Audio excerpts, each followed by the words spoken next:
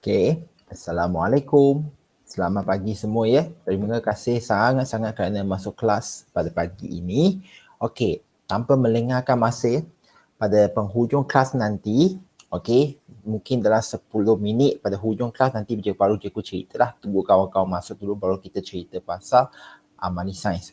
Kita sekarang sambung belajar dengan apa yang kita telah belajar semalam. Okey, cikgu pun dah sharekan link yang YouTube di dalam grup.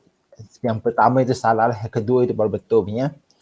Okey, jadi semalam kita telah menyentuh bahawa dadah kalau disalahgunakan boleh menyebabkan pelbagai jenis masalah. Namun itu kalau salah guna. Cikgu ikut istilah salah guna. Kalau dadah itu digunakan dengan betul, cikgu apa maksudnya betul? Betul di sini kuantiti yang betul atas nasihat doktor. Okey, kalau kita buat ataupun makan dadah dengan kuantiti yang betul, ikut halal yang betul dan juga menurut nasihat doktor, itu sebenarnya adalah ubat. Cikgu, dadah dan ubat benda yang sama ke? Bukan dadah itu najis ataupun kita panggil dadah itu perosak masyarakat. Bukan sebenarnya. Kalau itu cikgu dah cakap, tegaskan semula, untuk poster yang berkaitan dengan dadah membawa kematian, seharusnya mereka menyatakan lengkap, iaitu penyalahgunaan dadah. Itu yang semalam kita cakap lah. Kita henti juga di sini. Okey, di mana kita tahu dadah akan memberi kesan terhadap koordinasi badan. Khususnya pada sistem saraf. Okey, sistem saraf ini telah diperkenalkan ke tingkatan 2 ketika kita belajar di form 2 ya, ingat ya. Jadi kita sekali lagi perlu ingat bahawa setiap isyarat yang kita dapat. Cikgu, apa itu isyarat? Seperti yang cikgu gunakan pada kelas semalam, andai kata hari ini anda tersentuh pada benda yang tajam. Cucuk paku. Adakah tak paku itu yang masuk ke otak kamu? Tidak. Bukan paku yang masuk ke otak kamu buatkan kamu rasa sakit. Bukan. Isyarat yang kita namakan dia sebagai impulse. Okey, dia akan melalui saraf ataupun kita panggil neuron, sel saraf ataupun neuron. Jadi dadah boleh memberi kesan kepada sistem saraf, sama ada kita dah bulatkan semalam ya, tak nak buang masa ya, merangsang ke ataupun melambatkan. Okey, melambatkan impuls ataupun merangsang itulah kita pakai dadah perangsang. Kalau melambatkan itu dadah penenang. Ada juga dadah yang boleh memberi kesan kepada sistem saraf untuk membuatkan gangguan persepsi dan halusinasi. Itu halusinogen. Okey, tak nak buang masa hari ini. Apakah lagi kesan penyalahgunaan dadah dan alkohol kepada koordinasi badan? Apakah lagi kesan penyalahgunaan dadah dan alkohol pada koordinasi badan? Kepada murid-murid yang tak ada data, jimat data, anda boleh rujuk kepada buku teks muka surat 155. Okey, jadi kamu pun pakai earphone dengar sehingganya cikgu berikan arahan buka skrin. Okey, jadi apabila anda tengok muka surat 155 ini, murid-murid, kita perlu faham kebanyakan dadah mempengaruhi koordinasi badan dengan memberi kesan terhadap sistem saraf. Khususnya, cikgu dah cakap merangsang, mempercepatkan impuls, menenang mengurangkan impuls. Cikgu, apa maksud mempercepatkan? Supaya kuat. Okey, senang sajalah murid-murid. Kalau anda minum kopi, kopi dikatakan dalam mengandungi kafein, dadah kafein lah. Cikgu, kopi pun ada dadah ke? Ya, kalau tidak, bagaimanakah orang yang sentiasa cakap minum kopi itu rasa semangat? Minum kopi itu rasa semangat sebab dia ada kandungan dadah yang bernama kafein di situ. Perangsang, dadah perangsang. Jadi lepas minum, kenapa anda rasa lebih semangat? Sebab kafein itu boleh mempercepatkan impuls, mempercepatkan penghantaran impuls. Maksudnya, kamu lebih fokus. Okey, kamu tengok lebih banyak impuls yang sampai ke otak, maka kamu lebih bersemangat, lebih bertenaga. Untuk ubat ataupun dadah penenang lain. Lepas makan kamu mengantuk. Ataupun kamu rasa macam, okey, relax saja, tak rasa apa-apa dah, kan?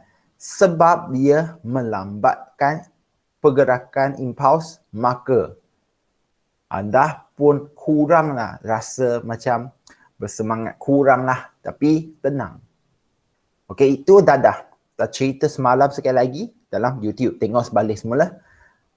Ayat kedua, alkohol juga memberi kesan kepada saraf dengan memperlahankan pengaliran impuls saraf dan menjejaskan fungsi otak.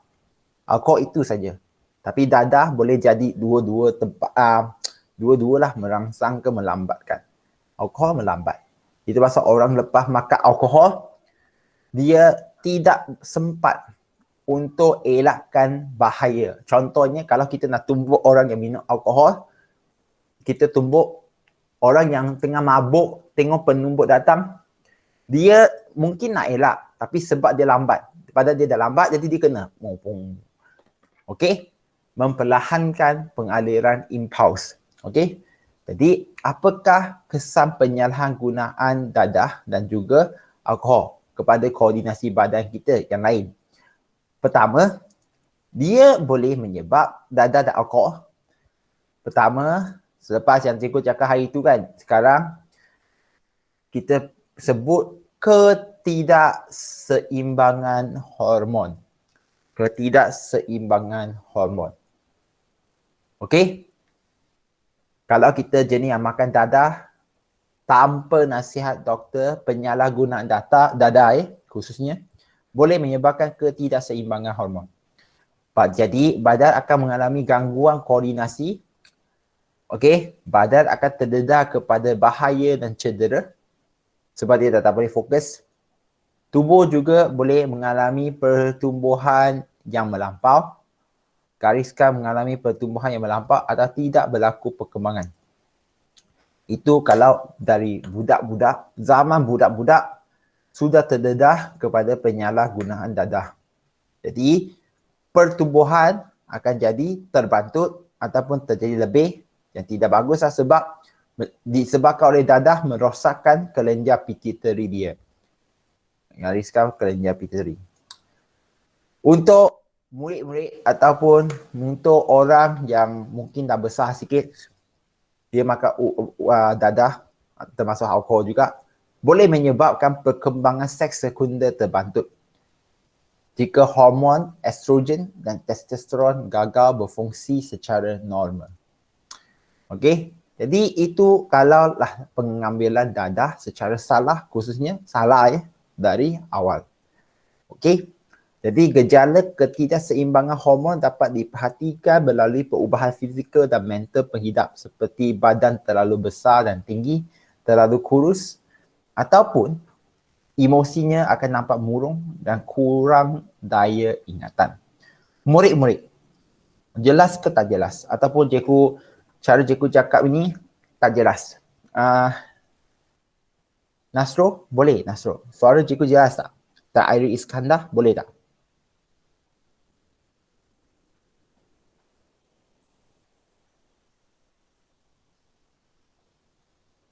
Okey, jadi cikgu sambung sekarang. Terima kasih.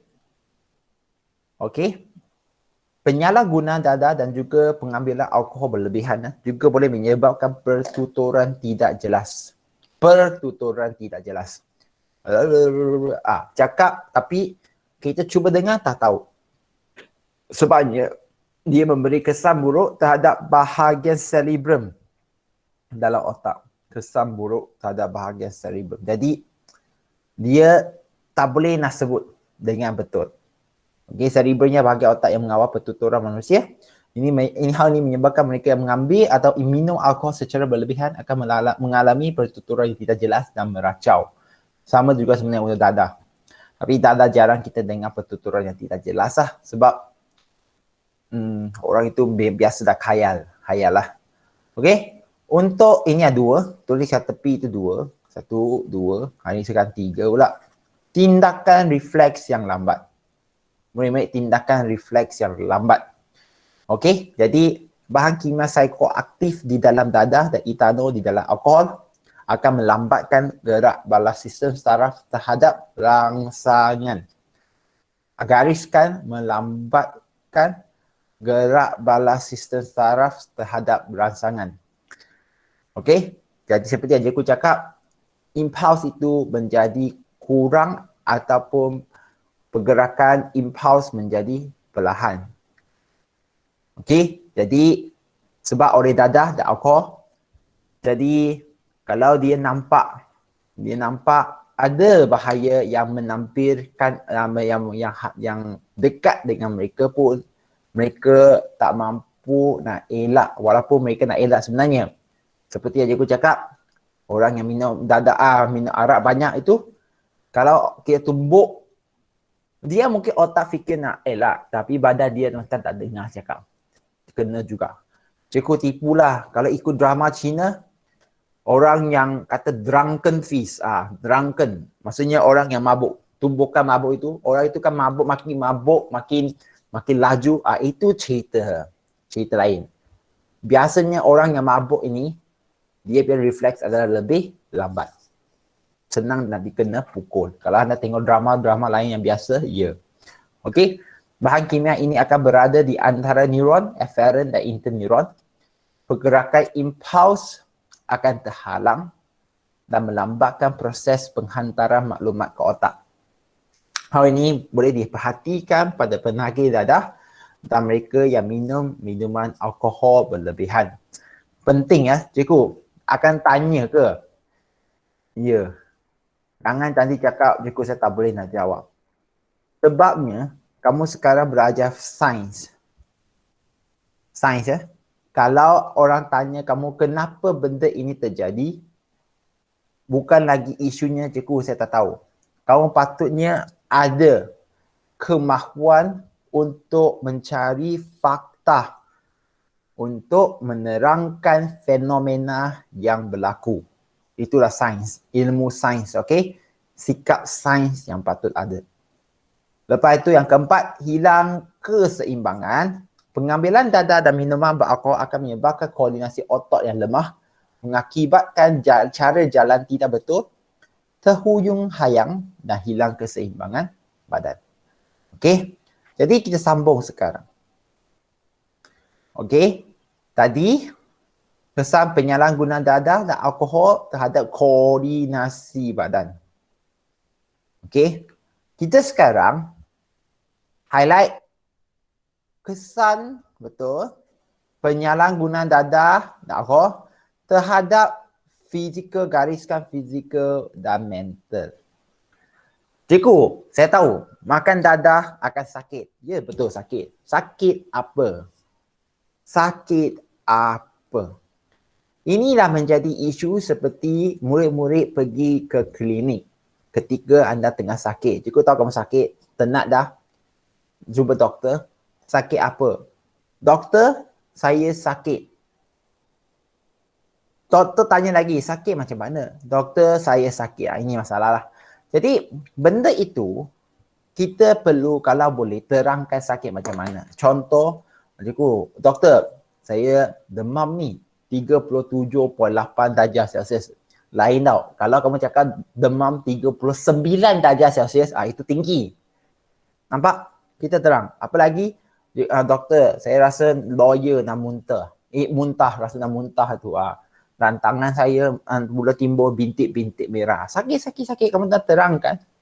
Jadi seperti yang di sini, jadi apakah kesan penyalahgunaan dadah dan alkohol terhadap fizikal dan mental? Cikgu, dia akan mati. Ya, semua orang akan mati. Tapi macam mana kesan dia itu?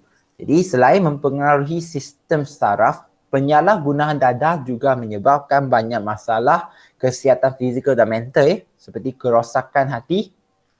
Okey, kalau anda tidak keberatan, muka surat 156 ni gariskan kerosakan hati.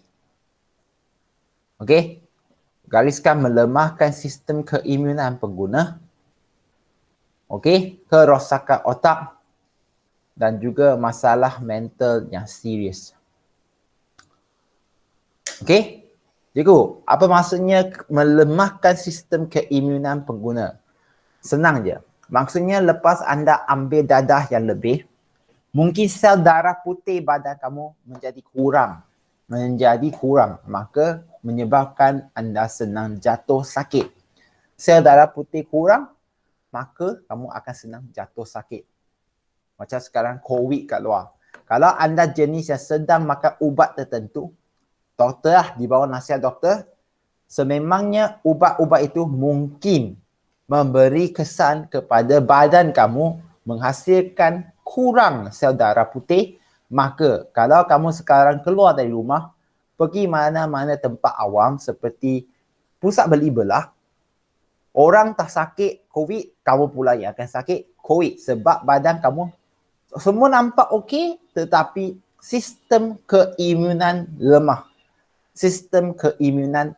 Sel darah putih. Bukannya cikgu nak kata sel darah putih kurang lah. Kalau sel darah putih kurang, kamu akan rasa macam penyakit kanser pula benda semua kan. Ini sel darah cikgu yang nak cakap, sel darah putih ni kurang daripada normal. Jadi badan kamu senang terjangkit oleh bakteria dan juga virus. Di sini juga kalau kita boleh nampak ada orang yang biasanya senang makan makanan di luar ataupun di gerai, senang sakit perut. Sebabnya orang kalau dapat bakteria sikit, perut dan juga sel darah putih badan dia akan makan bakteria itu. Tapi ini sebab badan kita sistem keimunan lemah, maka bakteria itu tidak dimusnahkan dan menjangkit badan orang tersebut dan membuatkan dia cirit-birit sakit. Melemahkan sistem keimunan sebab apa? Penyalahgunaan dadah. Alkohol pula berlebihan boleh merosakkan kebanyakan bahagian dan organ badan manusia. Jadi kita tengok dulu apa dia. Cikgu nak kamu letak 1 star. Okey, pada istilah sirosis hati. Liver cirrhosis lah. Sirosis hati. Okey, juga apa itu sirosis hati ni? Maksud dia, kalau anda tengok pada kita punya sirosis hati gambar raja ini, ya, kamu akan nampak dia macam cacat. Jadi macam mana kita nak cakap, ialah hati mengalami kerosakan yang kronik, berparut dan berkeras dan tidak berfungsi seperti hati yang sihat. Ini disebabkan biasanya sirosis hati oleh orang yang kaki minum alkohol yang kuat. Untuk dadah pun, ya. Itu pasal sememangnya kamu mesti pernah dengar. Ubat kalau makan banyak akan memberi kesan kepada hati kita. Sebabnya, hati kita adalah tempat untuk menyatoksik. Buangkan racun-racun dan dadah. Kita punya hati akan buat kerja macam itu. Itu pasal kalau kita makan banyak ubat, boleh memberi kesan kepada hati, boleh menyebabkan sirosis hati. Kalau hati dah menjadi keras, berparut, sakit kronik ini, murid-murid, kamu mungkin terdedah kepada penyakit yang kita akan panggil jaundice. Pernah dengar ke tak penyakit jaundice, murid-murid? Pernah dengar ke tak penyakit jaundice? Zuben saya mah? Tak pernah. Yang dah derah, bagus. Zuben? Tak pernah. Allah. Jaundice ini ialah penyakit yang cukup common ataupun umum Kalau kamu buka skrin sekarang, murid-murid, buka skrin ya, buka ya. Perlu tahu ya. Tengok skrin. Ini dia. Ya, penyakit kekuningan. Cikgu, saya dengar penyakit ini hanya masa adik-beradik saya yang kecil baru lahir daripada ibu bapa. Penyakit jaundice. Apa kaitan ni dengan hati? Murid-murid, penyakit jaundice rujuk kepada kulit badan dan juga mata nampak kuning. Itu petanda simptom hati anda rosak atau tidak berfungsi. Kalau untuk orang tua macam kita sekarang, kamu dah kira tua ya. Dia kira hati kamu rosak. Budak-budak yang baru lahir ataupun bayi lah. Kenapa dia ada jaundice? Sebab dia baru lahir, hati dia belum mula berfungsi. Itu pasal kalau dia dilahirkan kuning dia melebihi satu nilai yang tinggi, doktor akan letakkan bayi itu dalam satu kapsul, sinar ultra ungu untuk beberapa hari hingga seminggu. Sehingga hati dia itu aktif dan berfungsi. Okey, balik kepada buku teks sekarang. Anda boleh tutup dah. Untuk kita, petanda yang kita lah, maksudnya umur kita dah besar ni, umur 16, petanda hati anda kurang berfungsi ataupun ada masalah, ya, itu jaundice namanya. Kulit jadi kuning, mata jadi kuning. Faham ke tak faham? Untuk Jaling ke Zuan dan juga Nasro dan juga Ian Adura, faham ke tak? Yang lain boleh faham? Itu jaundice. Tolong ikut. Tolong faham, okey? Itu penting. Khususnya untuk bakal ibu bapa seperti kamu. Terima kasih Ariel lah. Okey? Bakal-bakal ibu semua ni ataupun ayah. Jangan nanti anak dah lahir kuning, mati je ku. Anak saya hati dia rosak. Bayi sekali lagi tidak aktif. Lain belum lagi aktif hati dia. Jadi doktor akan cuba cara aktifkan. Kalau tak dapat aktifkan, masa betul-betul rosak itu cerita lain. Okey? Itu cerita lain.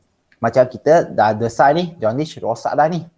Keras, berparut dan tidak berfungsi. Okey? Sambung. Jadi sirosis perlu tahu ya. Seterusnya, dadah dan juga alkohol lebih boleh menyebabkan ulcer perut. Jadi apa itu ulcer perut? Ulcer bibir atau mulut tahu. Murid-murid tahu ke tak? Mesti pernah lalui kan semua? Kalau tidak, kamu bukan manusia kan? Ulcer. You okay now? Kan ulcer. Tunggu. Give me a hand. Raise up your hand. You okay now? Boleh faham you okay now? Okay, ini mohon you okay now. Thank you. Jadi, ulcer, kalau pada mulut sakit. Murid-murid, ulcer kita semua pernah lalui. Timbul bintik putih pada bibir ke lidah, sakit. Tapi ulcer perut, dia bermula tanpa sakit. Ulcer perut dia biasa tak sakit. Sebabnya, kita pada epidermis perut itu, dia tak ada saraf sakit itu. Namun, kita sedia tahu, ulcer itu maksud dia ada luka kecil jadi jangkiti bakteria. Ada luka kecil dijangkiti bakteria, dia jadi putih, bengkak. Kalau di perut, okey, disebabkan makan ubat dadah lah kan, berlebihan, menyebabkan ada luka kecil dan tidak dirawat, maka dia luka akan makin dalam, makin besar. Makin dalam, makin besar. Jadi, seperti anda baca pada muka surat 157, alkohol boleh menyebabkan ulcer perut. Ulcer perut atau ulcer peptik merupakan satu keadaan selaput di dalam perut mengalami luka. Okey? Boleh hal ini disebabkan apa? Kalau alkohol boleh menyebabkan perut hasilkan lebih asid. Asid akan panggil apa ya? Asid akan menghakis. Hakis. Okey. bahagian perut kita lebih banyak mengakibatkan iritasi dan radang. Cikgu, apa itu iritasi dan radang? Iritasi merah gatal, radang itu panggil apa ya? Inflammation. Inflammation maksudnya merah bengkak. Kalau kadang-kadang kita digigit oleh nyamuk, merah itu bukannya dijangkit, bukan. Merah gatal itu radang, inflammation, okey. Jadi maksud dia tempat itu ada jadilah bengkak sikit. Okey, dan kalau tidak dirawat dengan betul, ulcer perut akan jadi luka yang besar, mulalah rasa sakit dan serius. Kalau jadi serius, boleh menjadi pendarahan dalaman. Pendarahan, maksud dia keluar darah. Itu yang orang kalau betul-betul serius ni dia akan masuk hospital ya. Semua bermula dengan ulcer perut mula-mula, tidak dirawat maka akan menyebabkan luka jadi besar dan menjadi pendarahan dalaman. Itulah mungkin kita akan nampak najis itu adalah kesan warna hitam. Cikgu, najis kita kan warna hitam. Oh tidak. Najis kita yang sihat sepatutnya warna coklat hijau. Dia ada hijaunya. Hijau sebab dia daripada hempedu kita. Sedar ke tak sedar? Tak pernah kan? Adik pergi tengok. Kalau nampak merah darah itu, kalau merah darah tak apa. Biasanya maksudnya mungkin bahagian dubur ataupun usus besar itu ada luka. Kenapa boleh jadi luka? Mungkin tidak berak banyak hari. Berak, okey itu luka. Tak apa. Itu merah. Tapi tengok sekali, apa sahaja macam ada hitam darah yang sudah beku lama, hitam lah. Mungkin je, sebab cikgu bukan doktor ini, dia hanya bagi istilah, mungkin perut kamu ada pendarahan sikit, kamu tak tahu. Ada sakit lah, kadang kita sakit kamu tak sedar. Sebab ada pendarahan kita tak tahu. Darah itu masuk dan keluar melalui najis. Dia akan jadi hitam sebab dah lama. Okey, lebih daripada 4-5 jam, jadi hitam lah. Jadi pesakit ulcer perut juga boleh mengalami gejala lebih serius seperti muntah darah dan najis berwarna hitam. Itu kalau dia tak muntah keluar darah, tapi dia masuk ke usus, keluar melalui najis. Okey, ulcer perut. Cikgu, dada pun ya ke? Ya. Kalau anda sedar, Panadol pun ada banyak jenis. Ada Panadol Activast, boleh terus makan tanpa makan makanan. Tapi kebanyakannya, ubat tahan sakit macam Panadol pun digalakkan anda makan nasi ke apa-apa dulu sebelum makan ubat. Betul ke tidak? Dipan Raj, betul ke tak?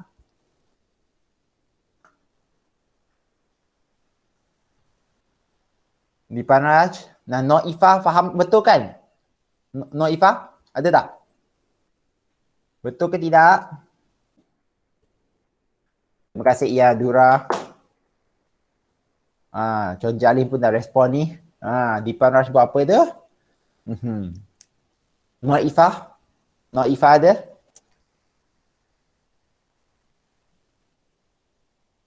Noifah ada. Ifah pun tak respon lah. Cikgu tanya soalan lagi. Syaza, betul kan? Kalau kita biasa nak makan ubat tahan sakit ke Panadol, digalakkan jangan biar perut kosong. Makan sesuatu dulu. Betul ke tak, Syaza?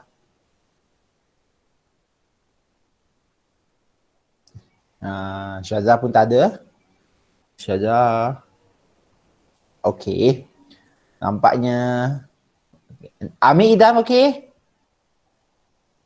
Amir? Oh, terima kasih Syaza dari Ifah pun dah respon bagus. Okey, jadi cikgu sambung sekarang. Itu ulcer lah. Itu pasal sekali lagi makan dada kan. Maksudnya kita ikut nak kata dada walaupun digunakan dah betul, kita sebut oleh ubat pun, biasanya kita akan diminta supaya makan dengan perut yang bukan kosong. Maksudnya makan sesuatu dulu. Okey. Penyalahguna dadah dan juga alkohol berlebihan boleh juga menyebabkan pelakuan ganas. Okey, pelakuan ganas seperti dadah seperti amfetamina perangsang akan mengaktifkan sel-sel otak dan juga meningkatkan kadar metabolisme. Jadi pengguna akan jadi lebih aktif tidak dapat tidur, bersikap ganas dan lebih agresif. Macam budak yang hyperaktif lah. Perlakuan dia jadi ganas. Sebenarnya dia terlalu aktif. Jadi macam mana kita nak selesaikan? Ibu bapa ada cara ibu bapa. Nasihat doktor ada nasihat doktor. Doktor biasanya akan bagi dadah sekali lagi. Jika guna istilah dadah, tapi kalau guna dengan nasihat doktor, kita akan panggilkan dia sebagai ubat. Okey, seseorang yang minum alkohol berlebihan juga akan mabuk dan hilang kewarasan fikiran. Mereka akan berkelakuan seperti orang gila, ketawa seorangan, bertindak di luar kawalan. Adalah sekali halusinasi. Dadah seperti ganja pula mengganggu fungsi otak. Dadah ini akan mengubah persepsi seseorang pengguna. Hal ini menyebabkan penagih mengalami halusinasi, paranoid dan perasaan syak swasangka dan takut terhadap orang lain. Okey, halusinasi. Maksudnya dia nampak sesuatu yang tak patut ada. Sebab macam mana kata ya, impuls yang bergerak pada sesuatu arah itu telah berubah menjadikan dia fikir tidak waras. Halusinasi. Okey. Jadi sambung 7.3. 7.3 kejap ya. Bateri dah cukup ni. Cikgu nak tekan kejap ya.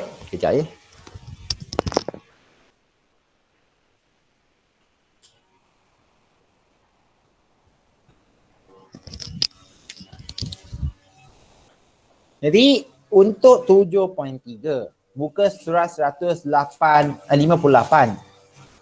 Apa itu minda yang sihat? Kalau kita tengok tadi penyalahgunaan dadah dan juga pengambilan alkohol yang berlebihan boleh menjadikan orang itu tidak betul. Jadi apa maksudnya betul sebenarnya? Betul. Jadi ini perlu tahu. Kamu perlu tafsir, memberikan definisi. Jadi seorang minda yang sihat bermaksud, okey, tengok dalam peringkat pertama. Jika nak kamu gariskan dalam ayat yang ketiga.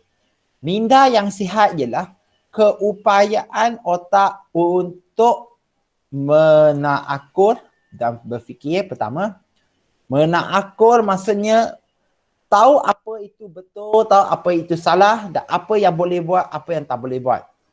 Kalau orang rasa kalau semua orang kata benda itu tak patut buat dan kamu seorang yang rasa benda itu patut buat, kalau benda itu betul-betul tak patut buat pun, kamu rasa betul perlu buat, something wrong lah. Maksudnya, contoh. Kamu berada contohnya, kamu tengah pegang pisau. Pisau tak patutnya letak pada atas tangan ataupun kulit kita. Memang tak patut, tapi kamu letak juga. Kamu potong. Something wrong. Kamu minda tidak sihat. Kalau minda sihat, tahu ini tak boleh buat, tak boleh. Okey? Iaitu mampu membuat pertimbangan yang logik sebelum tindakan diambil. Gariskan membuat pertimbangan logik sebelum tindakan diambil. Okey, minda yang sihat juga merujuk ke sikap positif, berdikari, penyayang dan bertanggungjawab. Tengok kat bawah ini. Di sinilah pentingnya anda ada asas bahasa Melayu yang okey. Antaranya, minda yang sihat mempunyai ciri-ciri seperti boleh membuat atau berfikir boleh membuat pertimbangan atau berfikir wajar. Pertama, mampu mengesan rangsangan dan bergerak balas dengan sewajarnya. Penting tau, mampu mengesan rangsangan dan bergerak balas dengan sewajarnya. Contoh je aku tak cakap. Kalau anda tersentuh benda panas ke api, kalau kamu tak boleh nak mengesan rangsangan, ibarat kamu sentuh api tu tapi kamu tak rasa panas. Kalau kamu tak rasa panas, kamu tak rasa sakit, bagaimanakah kamu nak tarik tangan elak daripada api? Tak boleh. Kamu tak sihat lah, something wrong di situ. Itu pasal minda yang tidak sihat, jangan guna istilah gila. Gila itu baru sebahagian kecil saja. Sangat kecil. Okay? Kalau orang doktor bercakap kamu ada minda yang tidak sihat pun, mungkin ada benda lain. Tidak semestinya, saya adalah orang gila. Notah. Bukan macam tu ya. Okey, kalau orang yang mempunyai minda yang sihat boleh mengingati peristiwa silam yang sedih dan gembira, sanggup menerima cabaran, Okey, mampu membezakan antara yang betul dan salah, hidup tenteram dan mempunyai pandangan positif terhadap kehidupan, bebas daripada prasangka dan mampu menakul. Okey, jadi itu adalah minda yang sihat. Semua ini perlu agak-agak tahu dan tak perlu hafal. Jangan risau. Janji kamu boleh baca dan fahamkan soalan dan pilih jawapan yang paling betul lah. Okey? Jadi, pergi ke bahagian terakhir. Kalau tak siap saya, ya. Dua ni. Murid-murid, muka surat 159. Apakah faktor yang mempengaruhi kesihatan minda? Ini semua anda perlu tahu. Faktor-faktor yang mempengaruhi kesihatan minda termasuk pertama, penyalahgunaan dadah. Okey? Dan juga minuman alkohol secara berlebihan. Itu kita dah terang panjang lebar. Sangat banyak dah. Apakah faktor yang lain selain daripada dadah dan alkohol? Mungkin disebabkan oleh kecederaan pada bahagian otak akibat jangkitan mikroorganisma, patogen ataupun kemalangan. Mungkin juga disebabkan tumor ataupun kita panggil kanser. Tumor lah. Jadi, orang yang nampak normal tiba-tiba dia jadi minda dia tak sihat, tak normal. Selain itu, faktor yang boleh mempengaruhi kesihatan minda termasuk untuk perempuan, tengok sebelah kanan itu, ketidakseimbangan hormon semasa haid ataupun sindrom prahaid dan juga selepas putus haid. Seperti cikgu dah cakap, itu disebabkan ketidakseimbangan hormon sebab dia melibatkan banyak hormon. Cikgu, bukan dua saja ke, progesteron dan estrogen. Setahu cikgu, benda itu ada melibatkan lebih daripada 4 hormon. Tapi kamu belajar 2 saja. Ada 2 lagi, FSH dan LH. Tapi tidak berada dalam silibus kamu. Maksudnya untuk perempuan, kita haid itu dikawal oleh banyak hormon. Jadi, kalau hormon itu lebih atau tinggi, cikgu dah cakap, kalau lebih, sememangnya dia akan memberi pengaruh kepada kita. Kalau untuk perempuan, kepada minda kamu. Jadi mungkin kamu akan jadi sangat ganas ataupun marah ketika nak datang bulan. Itu normal. Okey, apa lagi faktor yang mempengaruhi kesihatan minda? Itu juga termasuk tekanan mental dan juga penuaan. Tekanan mental seperti apa? Paling tidak macam sekarang, PKP. Okey, orang yang patut kerja tak dapat kerja. Duduk dekat rumah. Tak ada duit. Jadi tertekan yoyali. Okey? Jadi dia pun akan rasa minda dia makin lama makin stres dan tidak tenteram. Jadi benda ini semua perlu hafal. Okey, tak dibagikan di sini. Okey, semua ada. Ketidakseimbangan hormon khususnya untuk orang yang sebelum datang haid ataupun selepas putus haid akan mengalami sakit kepala, murung dan cepat marah. Pengambilan alkohol berlebihan, kita dah terang banyak, boleh menjejaskan keupayaan seseorang itu untuk berfikir, mengesan rangsangan, menakut dan mengawal emosi. Orang itu akan jadi mabuk lah, betul, mabuk, agak agresif dan seterusnya. Penyalahgunaan dadah pula akan menyebabkan banyak akibat. Kalau untuk minda kita, kalau ambil dadah, kita akan jadi macam tak bukan diri kita lah. Jadi kita gagal melaksanakan kewajipan terhadap keluarga, kerja atau pelajaran dan juga orang sekeliling. Okey. Tekanan mental boleh menjejaskan minda yang sihat. Okey. Dan juga kecederaan otak juga boleh menyebabkan seseorang itu hilang intelek dan ingatan. Hilang intelek. Maksud dia menjadi orang yang tidak macam bertahap budak-budak lah minda dia. Okey, seterusnya. Muka surat 160. Murid-murid 160 ya. Dah sampai yang terakhir ni. Muka surat 160. Okey. Apa yang kita perlu tahu? Setiap individu seharusnya mempunyai minda yang sihat dan baik. Hal ini demikian kerana setiap individu mempunyai tanggungjawab terhadap keluarga, tempat kerja, masyarakat dan negara. Jadi, kenapa kamu perlu ada minda yang sihat? Okey, khususnya untuk masyarakat dan negara ini. Jadi, kalau untuk masyarakat, kamu boleh berperanan sebagai kawan untuk bertukar-tukar fikiran. Tengok dengan kawan-kawan sekitar kita, kalau kamu ada minda yang sihat. Kalau kamu tak sihat, tak boleh buat apa-apalah. Dan untuk negara pula, macam sekarang PKP, kalau anda ada minda yang sihat, maka kamu akan cuba berfikiran positif dan membantu negara, membantu negara mengatasi cabaran-cabaran ketika panggil apa ini? PKP ini. Okey, jadi terpaksa. Kita memang kalau tanpa minda yang sihat, satu negara itu akan rosak. Semua orang pergi ke Facebook akan asyik nak marah-marah parti politik. 如果因为你们这个思想不清晰了吗？很生气吗？sentiasa senang nak marah, memang biasalah. Kita akan marah, ahli-ahli politik semualah. Itu biasa. Jadi, harap semua boleh ikut. Ada soalan ke tak? Merik untuk sistem endokrin ni. Ada ke tak? Siapa ada soalan? Okey. Kalau tak ada, di sini datangnya benda penting, poin penting dah ya. Memang hari ini kita akan habis awal sebab dah habis ni teman-teman. Tapi ada sesuatu yang nak kongsikan. Penting Sila buka skrin anda sekarang. Sila buka skrin anda sekarang. Okey, sekali lagi. Semua orang rasanya 23 dah ada, tapi ada 1-2 orang yang nanti cikgu akan kesan. Okey, dan seperti yang cikgu telah paparkan pada assignment yang baru. Ini untuk cuti ni. Ya, cuti. Cikgu cuti pun ada kerja ke? Cikgu dah tak suruh kamu tulis nota macam kelas yang lain.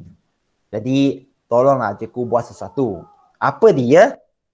Seperti yang cikgu dah sebut.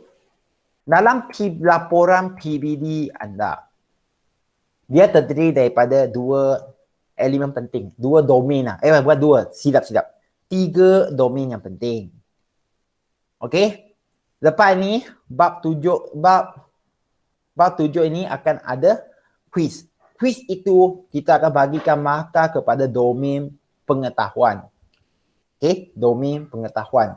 Bab 4, 5, 6, 7 di bawah tema yang kedua. Tema 1 ini pun cikgu akan ubahkan berdasarkan kepada quiz yang anda jawab. Jangan risau, yang siapa dapat 1 itu, selagi kamu jawab quiz itu memang akan dapat 2 lah. Jangan risau, akan dapat 2. Tak jawab, memang cikgu tak boleh nak buat apa. Tak masuk kelas Google Meet, lepas tak ada respon apa-apa, cikgu pun tak ada yang bantu. Jadi untuk domain penyiasatan saintifik yang kedua, tengok skrin ya. Inilah masalah kita sekarang. Iaitu eksperimen. Dalam form 4 ataupun tingkatan 4 dan 5 ini, ada eksperimen yang kamu wajib buat. Nak ke tak nak? Perlu buat. Bukti dia adalah perlu ada laporan sains. Jadi, sekali lagi, cikgu dah terangkan perkara ini pada kelas sebelum ini. Ada. Cikgu dah bagi YouTube ini. Cikgu dah terangkan hari itu. Dengan pendek kata, walaupun kita tidak membuat eksperimen, tidak boleh buat lagi kat sekolah sebab COVID, laporan tetap boleh anda buat. Tetap anda boleh buat. Kalau anda tengok pada skrin sekarang, cikgu telah memberikan contoh laporan yang kita telah bincang hari itu. Okey, ini adalah satu contoh laporan untuk eksperimen 3.2. 3.2.2 ini. Ya. Muka surat 38 dan 39. Di situ pun ada 3 laporan dah. Okey. Yang lain termasuk eksperimen pada bab yang 6, iaitu 6.1.6 dan juga 6.3.4 dengan muka surat dia. Cikgu pun dah tulis di sana. Muka surat di buku teks. Tak ada alasan kata tak tahu ya. Jadi murid-murid, anda harus ingat, walaupun kita tidak membuat eksperimen kat sekolah, belum lagi buat pun, kita boleh sediakan laporan kita sehingga ke prosedur atau kaedah. Ya, keputusan, pemerhatian dan juga perbincangan serta kesimpulan. 3 perkara ini kamu tak boleh buat dulu. 3 ini, keputusan, perbincangan dan kesimpulan, anda tidak boleh buat terdahulu. Sebab anda belum lagi buat eksperimen ini. Okey? Tapi ada eksperimen yang kamu sebenarnya boleh buat sesama sendiri, even bersama dengan adik-beradik. Contoh, yang kamu baca ini, cikgu dah terangkan hari itu, menyiasat kesan jantina ke atas kadar denyutan nadi. Kita dalam eksperimen ni nak cari, tengok siapa punya kadar nadi, denyutan nadi, lelaki ke perempuan, mana satu lebih tinggi. Kalau kamu lelaki, kamu ada adik perempuan ke kakak, minta duduk, buat je. Okey? Tapi di sini, yelah, cikgu tak minta kamu nak buatkan dulu. Tetapi, untuk setiap eksperimen yang cikgu telah nyatakan di dalam Google Classroom ini, 3.2.2, 6.1.6 dan 6.3.4 ini, cikgu perlu anda buat laporan sehingga prosedur. Nanti cikgu akan berikan senarai ahli kumpulan juga dalam Google Classroom. Ya, seperti eksperimen untuk mendapatkan pola tumbuhan, maksudnya membuat eksperimen memerhatikan kacang hijau bercambah. Kalau satu kumpulan ada 4 orang, kamu boleh bincanglah, tengok siapa yang nak tanam kacang hijau itu, kongsikan keputusan tersebut buat antara kamu. Faham apa yang cikgu cakap ke tak? Siapa soalan di sini? Faham ke tak faham? Alia Maisara. Chongkai boleh faham? Alia, Chongkai boleh faham? Chongkai? Okey. Jadi, kalau anda tidak buat eksperimen ini, cikgu tak marah. Tetapi wajib buat laporan. Sediakan sehingga prosedur. Raja perlu lukis ke tidak? Jawapan cikgu lukislah. Okey? Sebab dalam soalan kertas 2 sains pun, raja yang berfungsi, raja yang berlabel, ada markah. Kalau kamu tak pandai nak tuliskan panjang, kamu lukiskan raja, ada markah. Jadi, tolong buat laporan, biar antara keputusan, perbincangan, kesimpulan kosong. Keputusan bukan kosong sepenuhnya, perlu ada jadual. Jadual untuk isi data seperti yang cikgu isi yang kat sini. Ya, kenapa kosong pada sebelah merah kadar denyutan nadi? Sebab itu adalah pemboleh ubah bergerak balas. Maksud dia, tidak buat eksperimen, maka kamu tidak akan ada pemboleh ubah bergerak balas. Yang kiri jantina murid ini, kenapa ada tulis lelaki perempuan? Itulah pemboleh ubah dimanipulasikan. Manipulasi biasanya ada nilai ataupun sudah tulis sesuatu. Pemboleh ubah bergerak balas kosong. Tapi tuliskan tajuk. Biar tuliskan tajuk. Okey? Siapa ada soalan? Kalau tak ada, cikgu mengharapkan anda akan dalam cuti ini, dan kamu akan tonton nanti dah apa yang cikgu dah sebut sebelum ni, buatlah laporan itu seperti apa yang cikgu senaraikan di sini. Ya, 3 ini. Penting. Ini adalah eksperimen wajib. Kamu tak nak buat pun, nanti buka sekolah pun perlu kerja. Nanti akan jadi susah lah. Kalau kamu dah buat, nanti masuk sekolah, kamu hanya perlu masuk ke makmal. Makmal sana, buat eksperimen saja. Buat, isikan jawapan, hantar. Tak perlulah kerja-kerja. Kamu stres, cikgu pun stres. Cikgu marah, kamu pun marah cikgu. Kenapa cikgu marah? Macam itulah cerita dia. Okey? Siapa ada soalan? Deadline bila?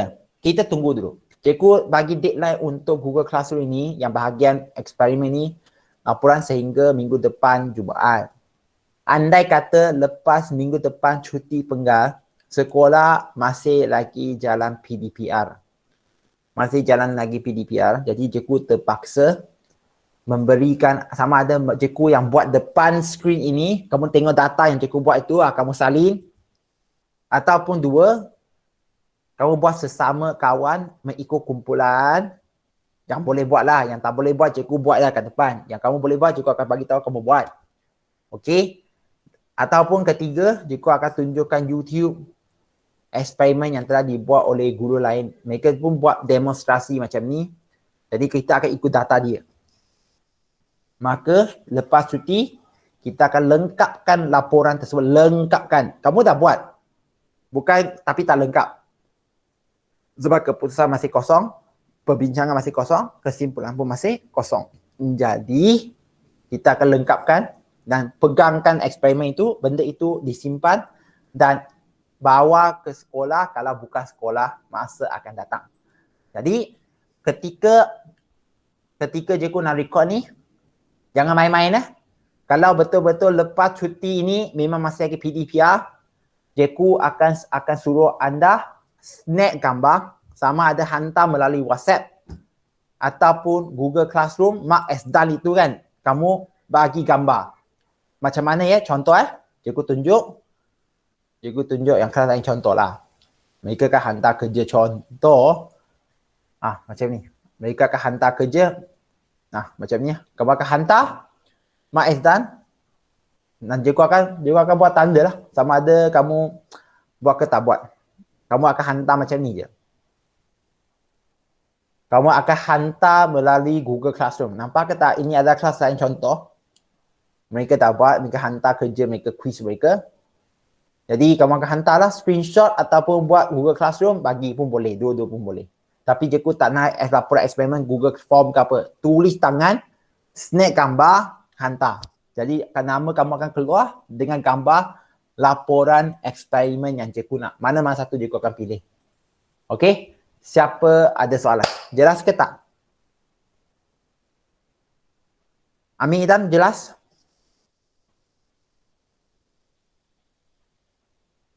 Amin Idam? Kerja kamu semua sekarang macam ni. Terima kasih Jaling . Macam Syazah, cikgu nak bagi tahu sekali lagi. Tolong sampaikan kepada kawan-kawan kita. Kerja kamu fokus dua dulu. Jawab semua kuis yang ada. Kuis nombor 7, cikgu akan bagi dalam sehari dua ini. Jadi jumlah kamu ada 7 kuis. Kamu tak nak jawab, you punya hal. Kamu dapat TP 2 ke 1 untuk pengetahuan dan menjejaskan TP keseluruhan. Kalau kamu bawa mak ayah kamu datang, cikgu janji, cikgu dah cakap dengan rakam ni, cikgu akan tunjukkan data kehadiran dan markah kamu. Masa itu jangan kata dengan cikgu, cikgu saya belum lagi masuk Google Classroom ke ini semua. Kamu yang akan malu nanti. Cikgu akan tunjuk. Okey? Cikgu dah jelas baik dengan kamu semua dan harap semua orang boleh dapat TP yang tinggi lah untuk 4 prima. Cikgu mengharapkan semua lepas TP 3 sebenarnya. Okey? Lepas TP 3. Haraplah boleh membantu. Itu saja daripada cikgu. Cikgu pun tak nak buang masa semua. Okey? Sila buka kamera anda sekarang. Bukan skrin kamera. Cikgu nak ambil gambar sekarang. Untuk kehadiran sila buka kamera anda. Kalau malu macam ni pun boleh. Baik. Chong Kai, Depan, Amir, Airik Iskandar, Li Jenny, Tan Nen Song, Yi Ying, Syazah, Ifa. Syazah asyik tak nak buka skrin kamera Dan lain, sila buka. Tan Nen Song, Zhiwen, Syazah, Airik Iskandar, Ifa. Sila buka skrin sekarang. Skrin pula. Kamera. Dalam kiraan 5, 4, 3, 2, 1. Sekali lagi 3, 2, 1. Okey, jadi itu saja untuk hari ini. Itu saja. Dan cikgu betul-betul berharap kepada mereka yang menghadapi apa-apa masalah teknikal ataupun line tak bagus ke, okey, tolong bagi tahu. Cikgu tak tahu apa masalah kamu. Okey, cikgu tak tahu. Jadi minta tolong bagi tahu PM ke ataupun tinggal komen pada Google Classroom, cikgu pun jawab juga. Okey je. Okey, dan semoga anda dalam cuti ini minta tolong lengkapkan kuis paling tidak. assignment dalam Google Classroom pun lengkapkan, itu pun membantu juga dapat TP tinggi sikit lah. Dan buatkan laporan eksperimen anda. Okey? Itu je daripada aku. Terima kasih ya. Jumpa lagi. Terima kasih cikgu. Sama. Terima kasih cikgu. Sama.